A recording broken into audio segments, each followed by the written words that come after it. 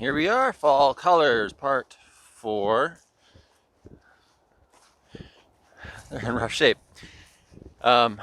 So we are in what I call phase 2 fall colors in Saskatchewan. First to go is the valley. Why that is, I don't know. It gets different weather.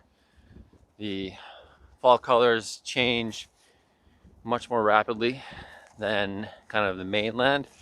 So, not that it's on an island, but basically the flatland goes much slower. So we are in October now, and the aspen, which are not quite white, they're kind of an off shade of kind of yellowy green, with some white ones interplayed in there, but they are just starting to get their fall colors. There's some yellow, a lot of kind of lime green right now, so it's kind of just getting to peak in the main area. So we're at White Butte Trails again because I came out yesterday during some fog. We have a little bit of fog again today. I didn't have enough time to really do any photography yesterday, but I ended up coming across a really cool scene that I wanted to explore today. So that's where we're going. And I think I'd like to make something out of this cool stand. I haven't really seen anything like it in this area, so I might come back here and see once the fog maybe thickens up. Hopefully it does. If not, I'll save it for another day. But anyways, nothing like some landscape photography in fall colors to make some beautiful images. Let's go.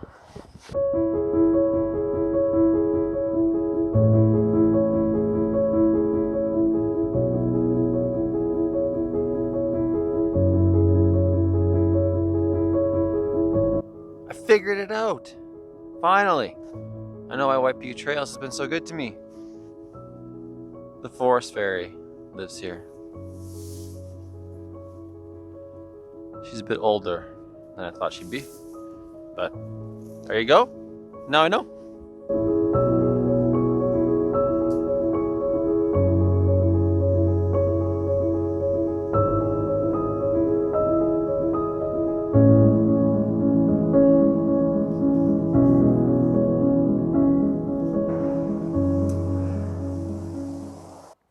All right, first stop of the day. I don't know.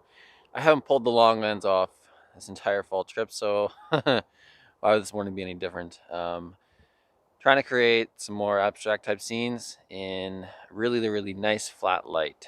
This right here is the scene that I saw yesterday and I'd like to try and photograph today. So I've got a couple different ideas with it. First, obviously just a wider scene, include some of this green in here, and then the vertical trees. And I just like how this canopy kind of envelops the whole thing. It's a nice frame. So we're gonna take a picture of that, and then I think I'm gonna zoom in on some of these leaves. What I like about it, and what initially drew me to this, was just the kind of sparseness of the leaves in here, surrounded by the heaviness around the edges. And with everything being as wet as it is, the colors are very vibrant and really flat light. With the fog is actually dissipating now, but with kind of heavy fog, well, even light fog, stops any of that sunlight from coming in. So this is really dark behind here. The phone's picking up more light than my camera does. So the idea is I'm going to stop down and really just expose for the brightness of the leaves and leave everything else dark. So this is what we got, and you can see what I've tried to accomplish here. All the trees have their own separate space, and I've had to make sure that on this edge and this edge, these trees extend all the way up, and that there's an equal spacing on each side so that it doesn't feel off center. And then I've even managed to get this tree right here almost dead center, with the trees on either side filling in the space. So that's really the toughest part. The rest of it was ensuring that, so this is the scene right here, so was ensuring that these leaves right here kind of finished because it's such a heavy clump of sorry about the focus here.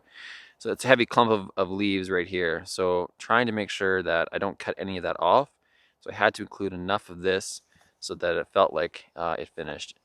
And then over here, like I said, this it's not as thick, and I think it generally works kind of without worrying too much about cutting off anything, whereas this was more of a complete structure in the image, so it needed to be finished, I think. So generally, that's my thoughts. Play around with exposure. I'm gonna probably take a couple to make sure I have the right exposure here. This is kind of right now where I'm at. I might dial my shutter speed down to make sure that the background blurs right out or blacks right out, something like that. And then in post-processing, just lighten up those leaves and the trunks so that that's all in the image. So ready to take this photo. We have, again, 5-second timer on, and I don't know if I really talked about it last time, but with, well, not mirrorless, with mirrored cameras, so a DSLR, that mirror in there, what I found after 45 failed images in Assiniboine National Park, don't get me started on that, man, that was frustrating. After you hike 28 kilometers in, 28 out, and you have fuzzy images, that's frustrating. So I tried to figure out what that was, and more or less, everything considered, the only variable I could figure out was that the mirror moving up and down, that movement alone was causing camera shake, because I had set a like a 10-second timer, and still camera shake up to a 60th of a second, and I'm like, this isn't right. So I went in live view, which flips the mirror up, and then no camera shake at basically any shutter speed with a 5-second timer. So there you go. If you're struggling with camera shake with your long lens, especially when you're racked out fairly long, like right now I'm at probably 150 mils, which isn't crazy long, but if you're at 200 mils, whatever, and you're getting camera shake, flip it in live view. Make sure that mirror's up. Give yourself a 5-10-second timer, and you should have a sharp image every time, provided you're in focus. So, all right, guys, here we go. 5-second timer, and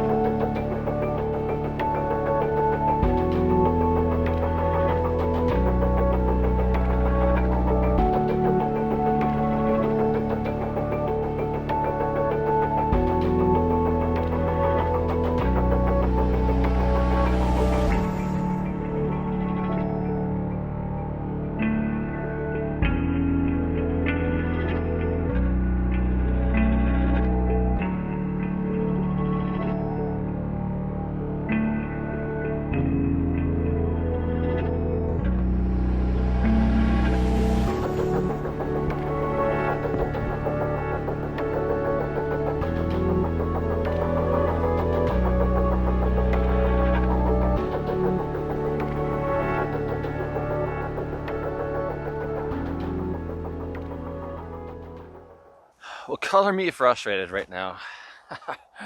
You ever go into an area, there is a photo there. There's gotta be one.